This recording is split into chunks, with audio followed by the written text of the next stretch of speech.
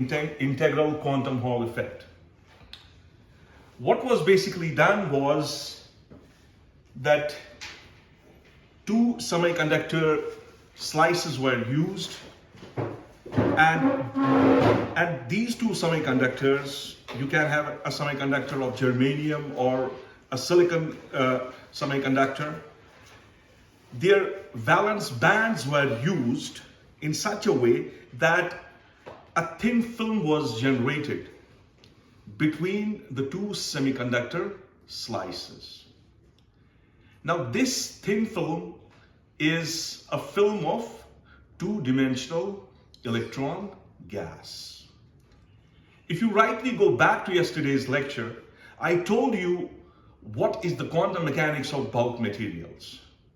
And you realized that the quantum mechanics of bulk materials has infinite connectivity.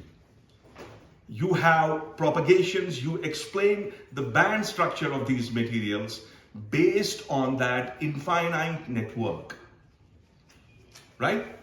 And what you find there, you find a very important physical parameter, what's called as density of states. Density of states.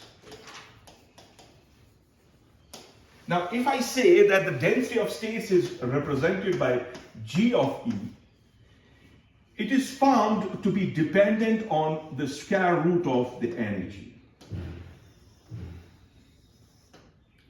Right? This is how the density of states correlates with the energy of the electrons in the system.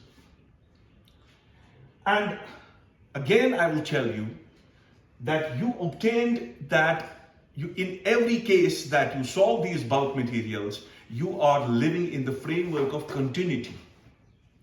You are expecting that your resistance is going to either increase continuously or it's going to decrease continuously.